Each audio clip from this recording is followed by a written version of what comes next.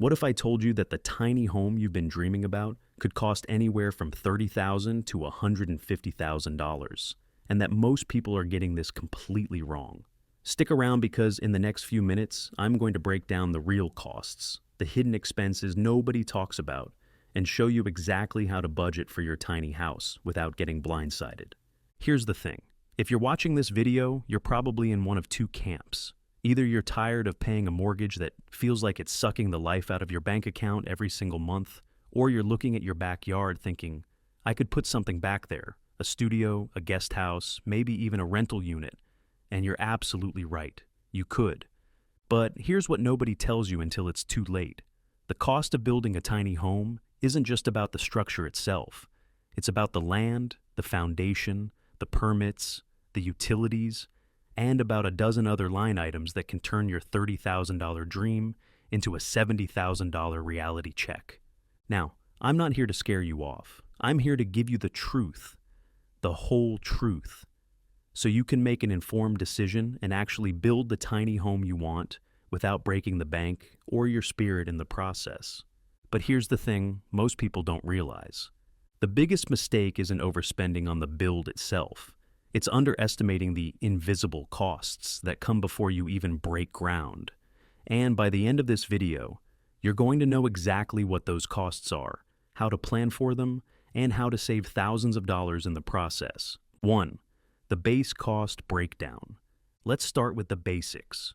According to the latest data from Home Guide and industry experts, the average cost to build or buy a tiny home in 2025 ranges between $30,000 and $70,000. Now, that's a pretty wide range, right?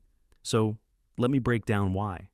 Tiny homes typically range from 100 to 400 square feet, and the cost per square foot runs anywhere from $150 to $450. Location plays a massive role here. If you're building in a rural area with lower labor costs, you're looking at the lower end of that spectrum. But if you're in California, New York, or anywhere near a major metropolitan area, you can expect to pay significantly more. Here's a pro tip from the experts. You can estimate the cost of building a tiny house in your region by looking at what it costs to build a normal-sized house, then scaling that number down by about 45 to 50%. That'll give you a ballpark figure that's actually realistic for your area. Now, let's talk about the different types of tiny homes, because not all tiny houses are created equal. 2. Types of tiny homes and their costs. There are essentially 4 main categories of tiny homes, and each comes with its own price tag. First up, we've got prefab tiny homes. These are factory-built, shipped to your location, and assembled on site. They're typically less expensive than custom builds because the manufacturing process is streamlined. You're looking at anywhere from $30,000 to $70,000 for a quality prefab unit. The beauty of prefab is speed. You can have your tiny home up and running in a matter of weeks instead of months. Second, there are custom-built tiny homes. These are designed and constructed specifically for you with all the bells and whistles you want. Custom builds can range from $50,000 all the way up to $150,000 or more, depending on your finishes, materials, and how fancy you want to get. Think marble countertops versus laminate, hardwood floors versus vinyl. You get the idea. Third, we have tiny homes on wheels. These are built on trailers, which gives you the flexibility to relocate if you want. The cost here ranges from $30,000 to $80,000. But here's the catch. You'll need a trailer that can handle the weight, and those start at around $5,600 for a basic model. Plus, if you're planning to move it around, you'll need a vehicle capable of towing it, which is an additional expense most people forget about. And finally, there are DIY tiny homes. If you've got the skills and the time, building it yourself can save you a ton of money. The smallest DIY builds under 100 square feet can be done for as little as $10,000 with basic finishes. But be realistic about your skill level. If you've never framed a wall or run electrical wiring, you might end up spending more fixing mistakes than you would have hiring a professional in the first place. 3. The hidden costs nobody talks about. All right, now we're getting to the good stuff. The costs that blindside people. Because here's the truth. The structure itself is only part of the equation. Let me walk you through the major expenses that most people completely overlook. Land costs. If you already own property with space for a tiny home, congratulations. You just saved yourself a chunk of change. But if you need to buy land, the average cost in the United States is about $18,657 per acre. Now, that varies wildly depending on where you are. In states like New Mexico, Wyoming, and North Dakota, you're looking at $6,000 to $9,000 per acre. But in Massachusetts or New Jersey, try $88,000 to $103,000 per acre. And if you're not buying land but renting a lot for a tiny home on wheels, expect to pay anywhere from $250 to $1,500 per month. Foundation costs. If you're building a tiny home on a permanent foundation, which, by the way, can help your property appreciate in value and makes it easier to insure, you're looking at $3,000 to $9,000. The type of foundation depends on local building codes, but this is a non-negotiable expense if you're going the permanent route. Building permits. This is where things get bureaucratic. Permit costs range from $900 to $2,500, depending on your county, and whether your tiny home is on a foundation or on wheels. And here's a word of warning. Don't skip the permit process. I know it's tempting, especially if you're building in a rural area, but getting caught without proper permits can result in fines, forced removal, or even having to tear down what you've built. Utility hookups. If you're connecting to existing electrical lines, you might only pay a few $100, but if you're on a rural property and need new electrical lines run to your tiny home, that can cost $5,000 or more.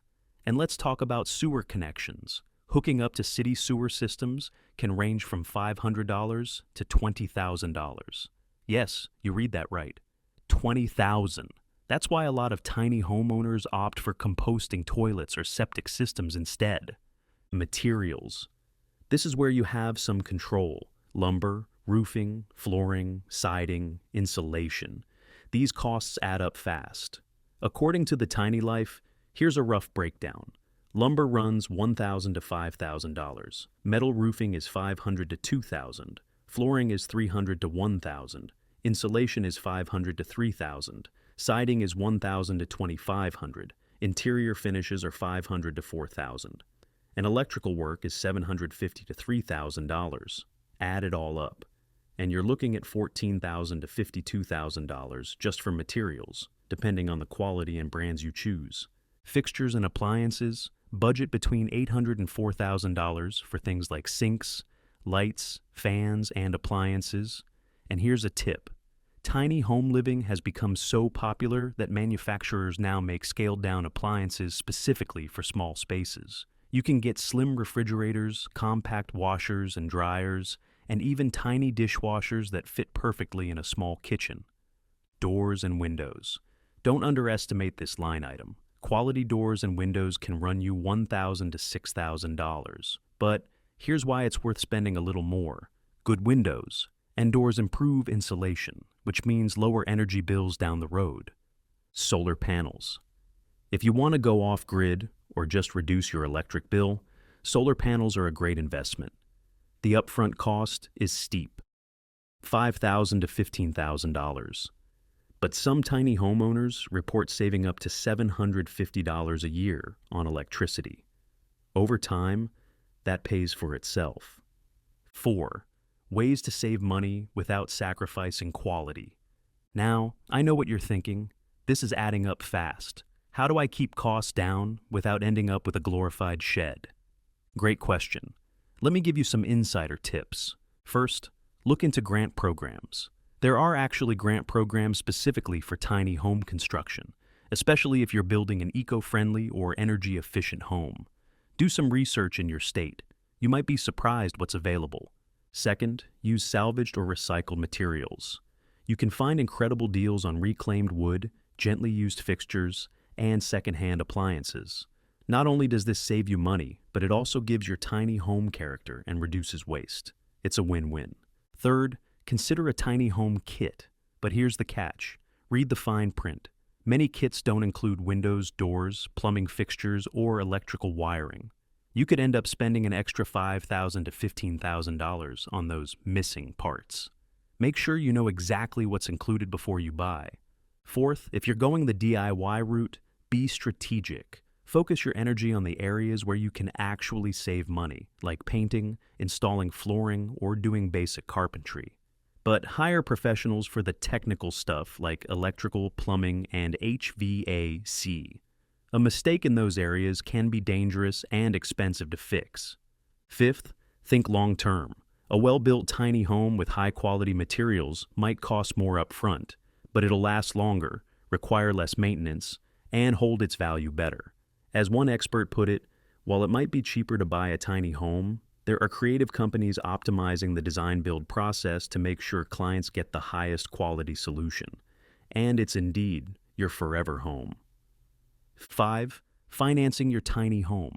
Let's talk money. Specifically, how do you actually pay for this thing? Here's the reality. Getting a traditional mortgage for a tiny home is tough. Many lenders won't finance home loans under $50,000, and they typically require the home to have a permanent foundation. So, what are your options? Option 1. Pay cash. If you've been saving up or you're downsizing from a larger home, this might be feasible. The beauty of tiny homes is that even at the higher end of the cost spectrum, you're still talking about less than what most people put down as a down payment on a traditional house. Option 2. Personal loans. These are unsecured loans that you can use for pretty much anything, including building a tiny home. The downside is that interest rates are typically higher than mortgage rates, and the repayment period is shorter. Option 3. Manufacturer financing. If you're buying a pre-built tiny home, some manufacturers offer financing options. This can be a convenient way to spread out the cost, but make sure you read the terms carefully and understand the interest rate. Option 4. RV loans. If your tiny home is on wheels, you might qualify for an RV loan. These loans are specifically designed for mobile homes and trailers, and they often have better terms than personal loans. Option 5. Home equity loan, or HELOC. If you already own property, you can borrow against the equity in your home to finance your tiny house.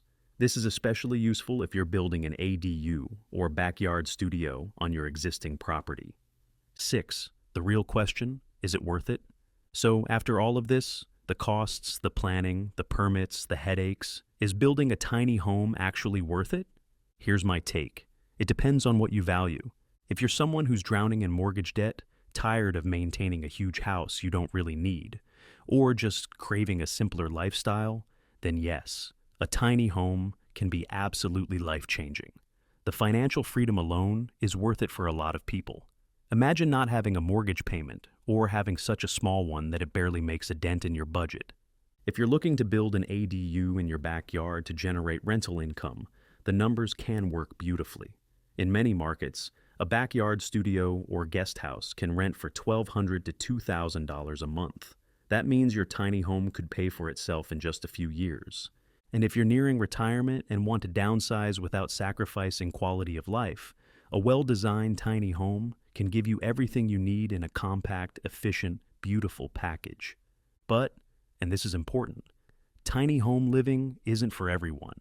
If you have a large family, need a lot of storage space, or just can't imagine living in 400 square feet, then don't force it. There's no shame in admitting that a tiny home isn't the right fit for your lifestyle. Before we wrap up, let me leave you with a few final pieces of advice from the pros. Tip 1. Add 15% to your budget for unforeseen expenses. Whether it's storage fees during construction, unexpected permit costs, or a material price increase, stuff happens. Having a cushion will save you a lot of stress. Tip 2. Don't cheap out on insulation. A well-insulated tiny home is comfortable year-round and will save you a fortune on heating and cooling costs. This is especially important if you live in an area with extreme temperatures. Tip 3. Think about resale value. Even if you're planning to live in your tiny home forever, life happens. Building with quality materials and keeping good records of your construction process will make it much easier to sell down the road if you need to. Tip 4. Visit other tiny homes before you build. Many tiny home builders offer tours or even short-term rentals so you can experience tiny living before you commit. This is invaluable. You'll learn what works, what doesn't, and what features are actually important to you. Tip 5. Be patient. A well-built tiny home takes time. Don't rush the process just to save a few weeks. Quality construction is worth the wait. So there you have it. The complete, unfiltered truth about how much a tiny home costs in 2025. We've covered the base costs, the hidden expenses, the different types of tiny homes, financing options, and money-saving strategies. You now know more about tiny home costs than 99% of people who are just starting this journey. The bottom line, building a tiny home is absolutely doable, even on a modest budget, as long as you go in with your eyes wide open. Plan for the unexpected, do your research, and don't be afraid to ask for help when you need it. If you found this video helpful, do me a favor and hit that like button. It really helps the algorithm show this video to more people who need it. And if you're serious about building a tiny home, subscribe to the channel because I've got a whole series coming up on tiny home design, DIY tips, and even some tours of incredible tiny homes from around the country. But before you go, I need to tell you something important. Everything I just shared with you won't matter if you don't know how to actually design your tiny home for maximum functionality and comfort. So, click the video that's popping up on your screen right now, where I walk you through the 10 biggest design mistakes people make with tiny homes and how to avoid them. Trust me, you don't want to miss this one. Thanks for watching, and I'll see you in the next video.